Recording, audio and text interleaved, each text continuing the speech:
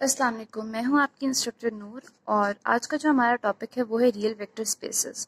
और I will recommend you कि इस टॉपिक को पढ़ने से पहले आप मेरी पिछली वीडियो देख लें जो कि इसके प्री रिक्विजिट्स पे बेस्ड है। तो चलें स्टार्ट करते हैं अपना नया टॉपिक। तो basically real vector space is set of V elements on which we have two operations plus or addition and scalar multiplication defined within the following properties. Basically real vector space जो है वो कुछ set of elements पे base कर रहा है जो कि हमारे पास addition और scalar multiplication के अंडर अगली सारी प्रॉपर्टीज को जो है वो सेटिस्फाई करें। अब आगे प्रॉपर्टीज बहुत ईजी हैं और बहुत सिंपल है। हमने लेट किया कि u और v जो हैं वो कोई भी एलिमेंट्स हैं v के। v हमारे पास वेक्टर स्पेस है, तो अगर u को हम v में ऐड करेंगे तो हमारे पास जो आंसर है वो फॉल करना चाहिए v के अंदर, और ये मस्ट कंडीशन है। ठीक है, इसके बाद ये कि u plus V is equals to V plus U, u plus into V plus W is equals to u plus V into plus W. ये सारी प्रॉपर्टीज आप अपनी प्रीवियस क्लासेस के अंदर पढ़ चुके होंगे, तो ये इतनी डिफिकल्ट नहीं है। अब u plus zero vector is equals to u and zero vector also belongs to v। u minus u is equals to zero which is equals to minus u plus u। ये मैं सारी चीजें पहले explain कर चुकी हूँ।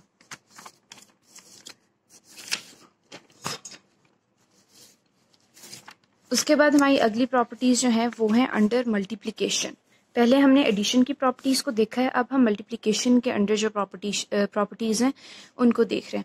और basically ये डॉट साइन जो है ये स्केलर मल्टीप्लिकेशन को इंडिकेट कर रहा है। अगर हमारे पास क्रॉस साइन होता है तो ये वेक्टर मल्टीप्लिकेशन के लिए होता है। ओके, तो हमारे पास यहाँ पे अगली प्रॉपर्टी ये है कि अगर हम एक कॉन्स्टेंट को मल्टीप्लाई कर रहे हैं, एक sum of two elements of a vector, then it would be equal to constant into one element plus constant into the second element। ये बेसिकली यहाँ पे W है। ओके, तो उसके बाद ये है कि अगर दो कॉन्स्टेंट्स आपस में एड अप हो रहे हैं और उसके बाद मल्टीप्लाई हो रहे हैं एक एलिमेंट के साथ,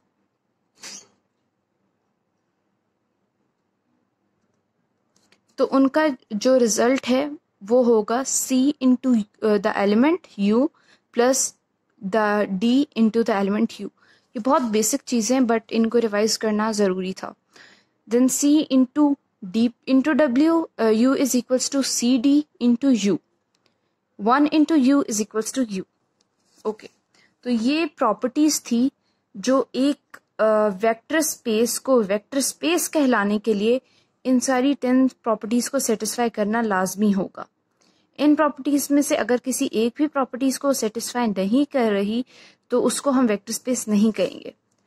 अब आगे जो है हमारे पास है subspace of a vector space. Basically subspace, हम सिंपल वर्ड्स में, subspace is a subset of vector space. एक वेक्टर स्पेस के सबसेट को हम कहते हैं subspace. For example let V is equals to a vector space and W is equals to non-empty subset of V। Okay, अगर एक हम कह रहे हैं कि ये जो है वो सबस्पेस W सबस्पेस है वेक्टर स्पेस V की, तो W के लिए फर्स्ट कंडीशन तो ये है कि वो सबसेट हो V की। अगर वो सबसेट है देन वो सबस्पेस कहलाएगी, अदरवाइज वो सबस्पेस नहीं कहलाएगी। पहली कंडीशन है कि सबसेट। उसके बाद ये कि if W satisfy the operations for vector space then W is equals to subspace of V। दूसरी एक इम्पॉर्टेंट कंडीशन ये है कि अगर जो W है जिसको हमने सब स्पेस कहा है, वो जो पीछे हमने अभी प्रॉपर्टीज 8 डिफाइन की हैं उनको सेटिस्फाई कर रहे हैं, तो हम उसको कहेंगे वेक्टर स्पेस का सब स्पेस। हम उसको कह देंगे कि W जो है वो सब स्पेस है of the vector space V। But इसके लिए हर दफा हमें 10 की 10 प्रॉपर्टी सेटिस्फाई कराने की जरूरत नहीं होती। जो दो मेन प्रॉपर्टीज हैं वो हैं एडिशन और स्केलर मल्टीप्लिकेशन की।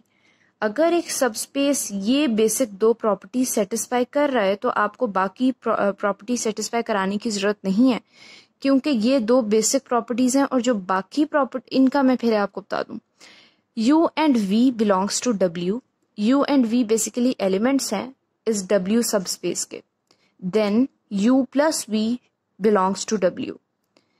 Then U plus V belongs to W. यानी U और V को जब हम ऐड करेंगे तो आंसर जो है वो W में से ही होना चाहिए, वो आउट ऑफ W नहीं हो सकता. Okay, constant belongs to real number and U belongs to W. W is a subspace of V. Then C into U belongs to W. अगर हम इन दोनों को मल्टीप्लाई करेंगे तो आंसर हमारे पास आना चाहिए W में से. हम इस डोमेन से बाहर नहीं जा सकते. ठीक है, ये दो बेसिक कंडीशंस थी जो हमने फॉलो कर ली. अगली बात जो है वो आती है कि हम सिर्फ दो प्रॉपर्टीज को ही क्यों फॉलो करा रहे हैं, क्यों सेटिस्फाई करा रहे हैं. उसकी रीजन ये है because all other properties are inherited from the parent set vector space. ठीक है, पेरेंट वेक्टर स्पेस बेसिकली, यानी जब W है ये हमारे पास सब स्पेस है, V जो है ये हमारे पास पेरेंट वेक्टर स्पेस है. अगर हम कह रहे हैं कि W जो है वो V का सब स्पेस है, इसका मतलब है कि बाकी की सारी प्रॉपर्टीज वो ऑटोमेटिकली इनहेरिट करके आया है. बट जो दो प्रॉपर्टीज ये हमने डिफाइन की हैं ये उसने इनहेरिट नहीं की, इसीलिए हमें इनका सेटिस्फाई कराना बहुत लाजमी है ताकि हम साबित कर सकें कि W जो है वो V की सब स्पेस है. Other two are not inherited, that's why we should prove them. तो सब स्पेस की अब हम एग्जांपल्स की तरफ चलते हैं क्योंकि कॉन्सेप्ट मैंने आपको दे दिया है. तो अब हम एग्जांपल्स करेंगे एक दो जिससे हम देख सकें कि हम सब स्पेस को कैसे प्रूव कर सकते हैं. ओके, तो अब मैं आपको एक जो प्रॉपर्टी है for the real vector space उसको मैं आपको सेटिस्फाई करके दिखा देती हूँ. बाकी सारी प्रॉपर्टीज़ आप लोग खुद कर सकते हैं क्योंकि प्रॉपर्टीज़ बहुत इजी हैं.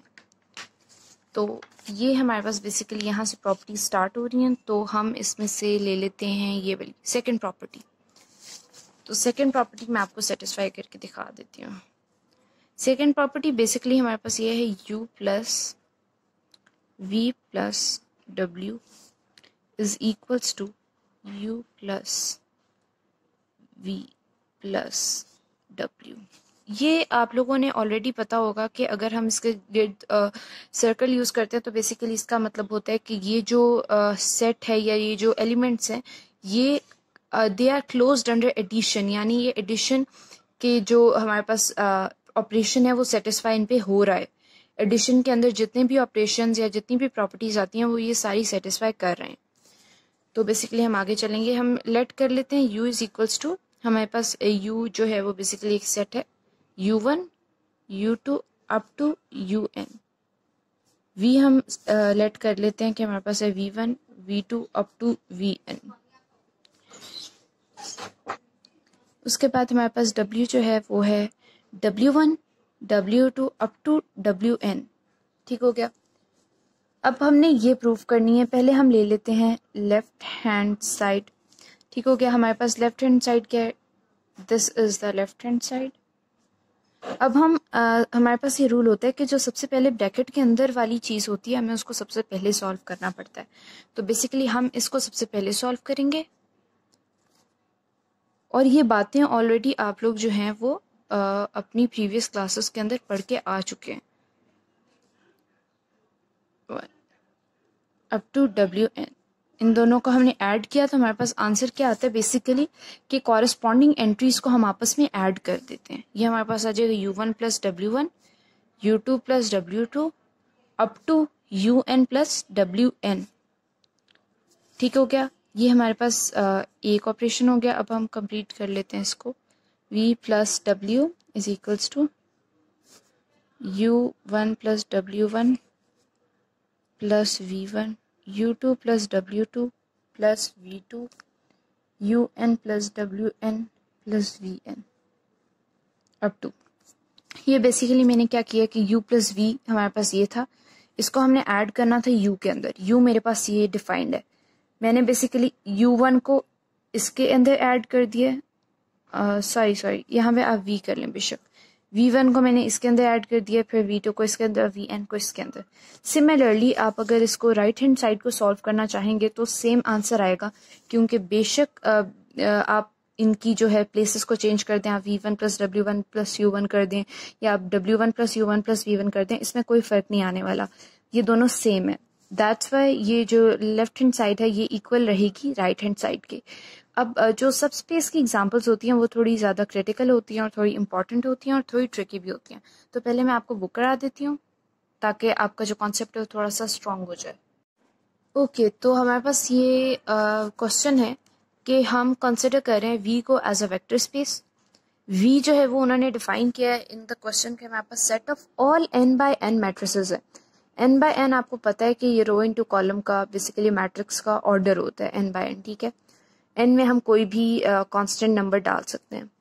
अब बेसिकली ये जो है कोई भी पॉजिटिव इंटीजर, ओके। ये है कंडीशन इन्होंने दी है n should be greater than 1, मतलब n को आप 1 नहीं रख सकते, आप 1 से बड़ा कोई भी नंबर रख सकते हैं, 2/2, 3/3, 4/4, व्हाटएवर। उसके बाद उन्होंने बताया कि हमारे पास w जो है वो set of all n by n upper triangular matrices है, ठीक है। यहाँ पे भी n बाय n है, ठीक है। आप कोई भी n बाय n का मैट्रिक्स ले सकते हैं जो अपर ट्रायंगुलर हो। अपर ट्रायंगुलर मैट्रिक्स हम बेसिकली किसको कहते हैं, वो हम कहते हैं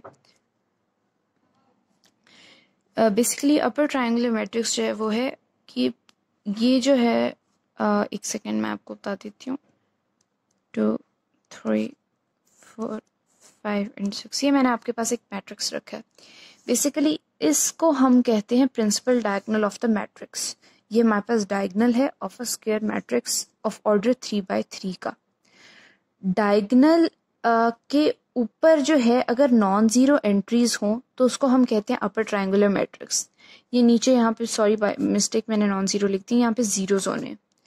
अपर ट्रायंगुलर मैट्रिक्स हम ऐसे मैट्रिक्स को कहते हैं जिसके प्रिंसिपल डायगोनल के ऊपर वाली सारी एंट्रीज नॉन जीरो हों, ठीक है, और बाकी सारी एंट्रीज जीरो हों डायगोनल समेत, ठीक है। सिर्फ ऊपर वाली जो है डायगोनल के ऊपर वाली एंट्रीज नॉन जीरो होनी चाहिए। तो वो कह रहे हैं कि आपने ये साबित करना है कि W जो है वो सब स्पेस है V की। तो हमने क्या पढ़ा था कि सब स्पेस होने के लिए हमारे पास कुछ सर्टेन कंडीशन है जिनको हमने सेटिस्फाई करना है, और वो सर्टेन कंडीशंस क्या थी कि हमारे पास अगर हम दो एलिमेंट्स को ऐड करें या दो सब स्पेसेस को ही आपस में बेशक ऐड करें तो जो आंसर है वो हमारे पास उसी डोमेन में से होना चाहिए, यानी आंसर यही होना चाहिए कि वो अपर ट्रायंगुलर मैट्रिक्स में फॉल करना चाहिए। वो मैं आपको एग्जांपल दे देती हूँ अब कि फॉर एग्जांपल हमारे पास एक सेट है U और U की वैल्यू है 0, 1, 2, 0, 0, 3 0, 3 and 0 and 0, ठीक हो गया। और हमारे पास हम चले इसी सेट को ले लेते हैं। अब अगर हम U प्लस U करें तो वो क्या बनेगा, U प्लस, इसको यहाँ पे U प्लस U कर देते हैं, 0, 0, 0, 1, 0, 0 and 2, 3, 0।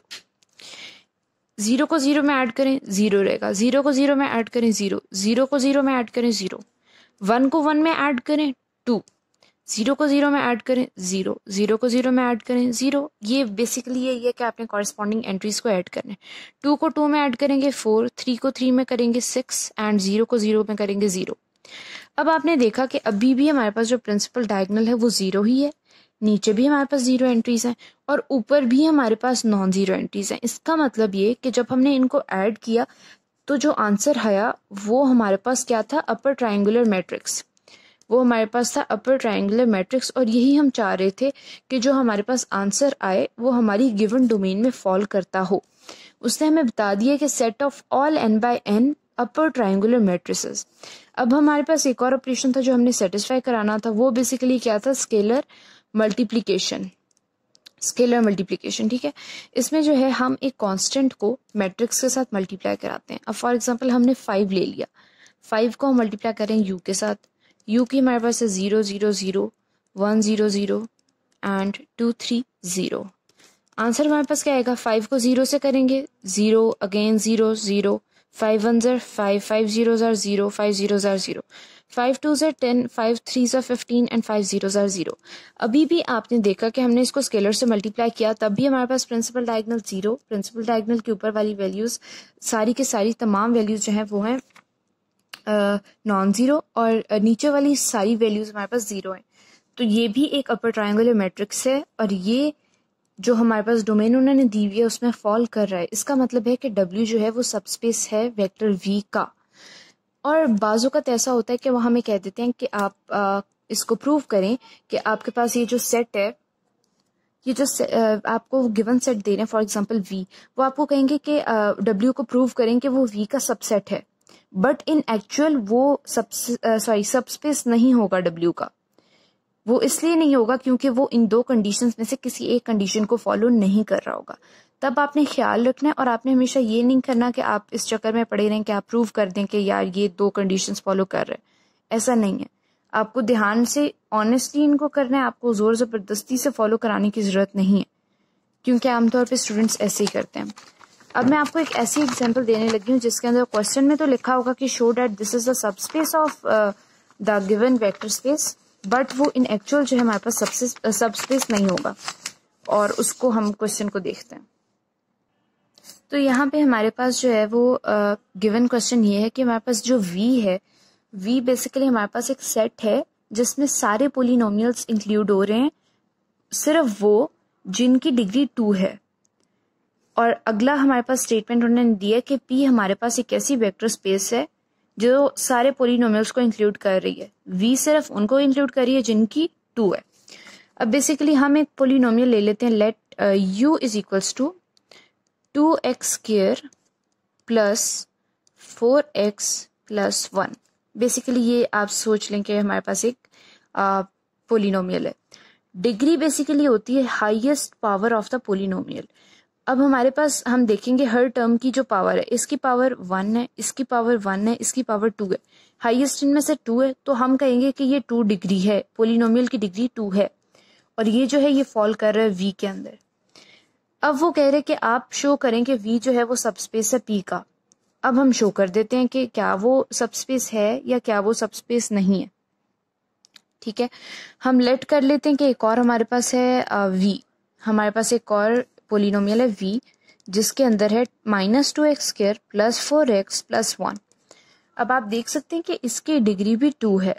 ठीक है, इसकी डिग्री 2 है क्योंकि ये highest power of the polynomial है। अब हम अगर U प्लस V को ऐड करते हैं तो हमारे पास ये आपस में कैंसिल हो गया, बाकी आ गया 8x प्लस 2। ठीक हो गया। अब आप देखेंगे इस पोलिनोमियल की डिग्री जो है वो है, बेसिकली इसको हम कंसिडर नहीं करते कांस्टेंट की डिग्री को, जो भी हो चाहे, हमने बेसिकली वेरिएबल्स की डिग्री को देखना होता है। ये हमारे पास 1 है, हम कह देंगे कि पोलिनोमियल की डिग्री हमारे पास 1 है। मगर उन्होंने हमें कहा था कि V जो है वो सेट ऑफ ऑल पोलिनोमियल्स है जिनकी डिग्री एग्जैक्टली 2 है। इसका मतलब ये कि V P का सबस्पेस नहीं होगा। वो इसलिए नहीं होगा, अगर V P का सबस्पेस होता तो इसके लिए ये लाजमी था कि जो हमारे पास रिजल्टिंग आंसर आता उसकी डिग्री 2 होनी चाहिए थी, क्योंकि उन्होंने ऊपर डोमेन आपके पास डिफाइन कर दी है कि हमारे पास सेट ऑफ ऑल पोलिनोमियल्स हैं जिनकी डिग्री एग्जैक्टली 2 है।